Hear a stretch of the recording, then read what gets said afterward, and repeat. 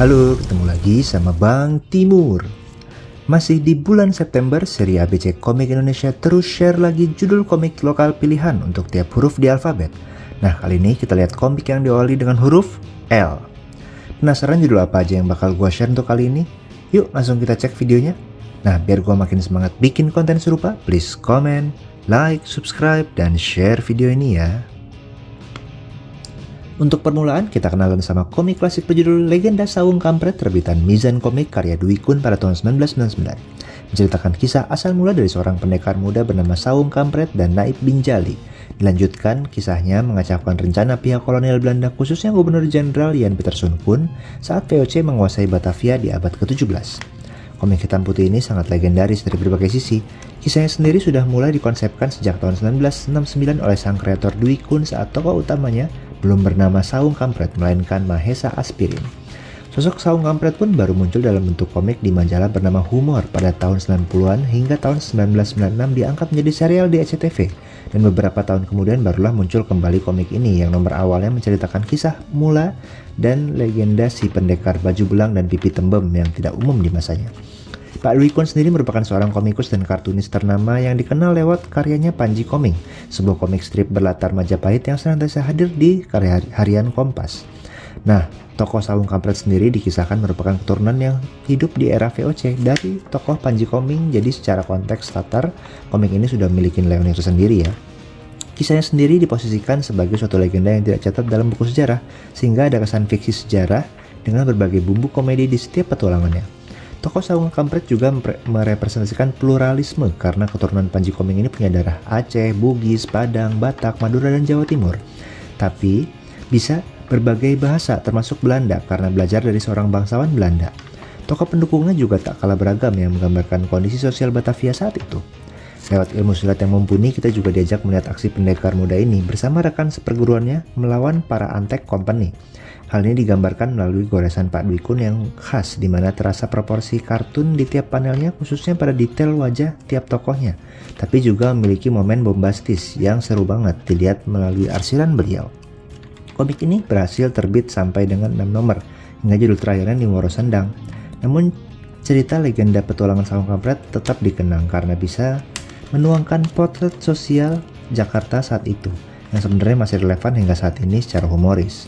Jadi kalian yang penasaran dengan karya maestro komik Indonesia berlatar sejarah pada masa kolonial dengan pendekar muda penuh aksi berbagai sebagai tokoh utamanya, maka judul ini sayang banget untuk dilewatin. Walaupun saat ini udah cukup sulit mencari komiknya terutama nomor awal, tapi bisa dicek di marketplace online ya.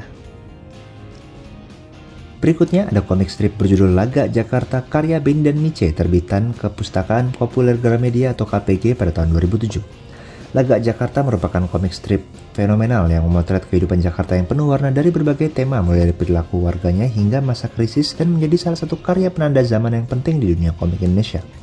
Judul ini pertama terbit di tahun 1997 dengan tema tren dan perilaku yang secara mengejutkan disambut baik masyarakat Indonesia lewat penjualannya yang mencapai 10.000 eksemplar. Sekuelnya dengan tema transportasi dan profesi pun mencapai angka serupa sebelum akhirnya menurun setelah memasuki masa krisis moneter. Meskipun situasi itu malah menjadi inspirasi tema duo kartunis IKJ ini dengan judul Krisis O Krisis, Reformasi, dan Huru-Hara Pemilu 99. Edisi koleksi yang dibahas di video ini menandai satu dekade terbitnya Laga Jakarta sehingga membundel 6 judul seri tersebut dalam 2 volume kompilasi.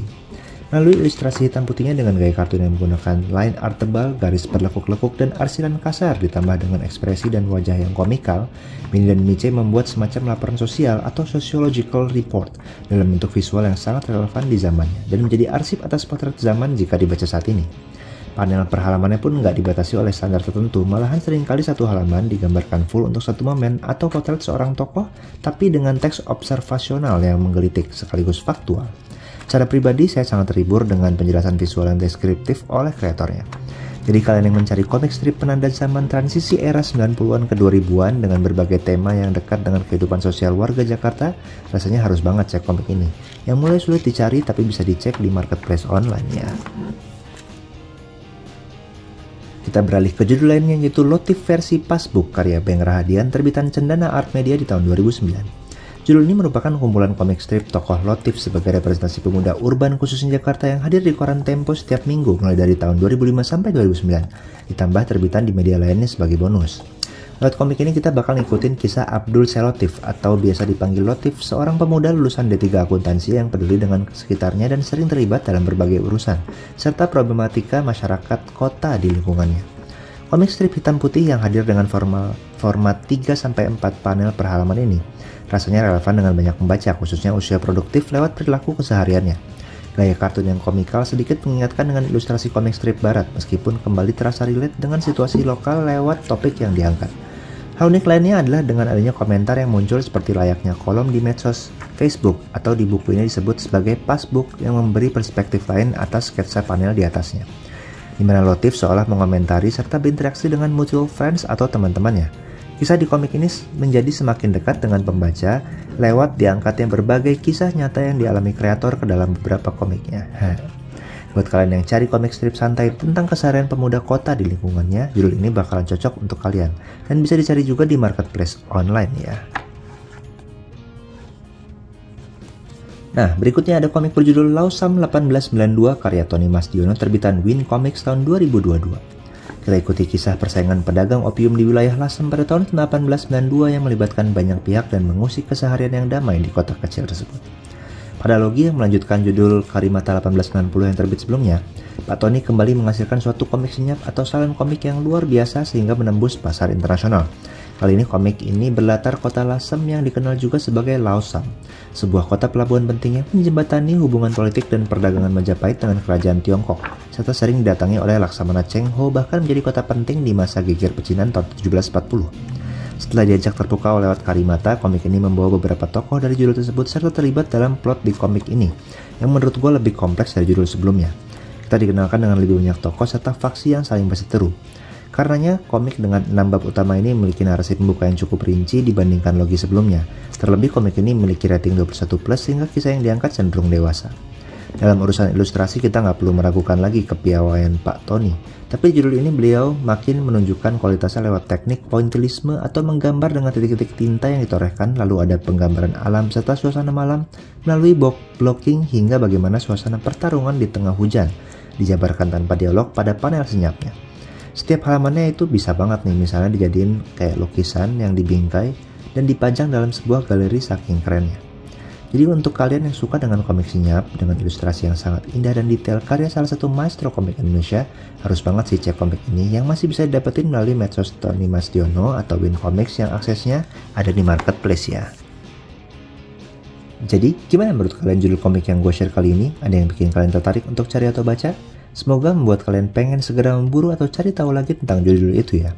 Untuk judul lain yang belum sempat gue sebut, jangan khawatir, seri ABC Komik Indonesia juga harapannya jadi ajang pendataan judul komik lokal yang sempat terbit, terutama di era modern. Lengkapnya bisa langsung cek Facebook Bank Timur Komik ya, dimana kalian bisa juga loh ikut nambahin listnya. Semoga bisa jadi referensi komik untuk kita semua. Oke, itu dulu dari gue. Jangan lupa untuk terus baca dan dukung terus komik Indonesia yang pastinya gak kalah keren sama komik internasional ya. Sampai ketemu di video berikutnya. Cus.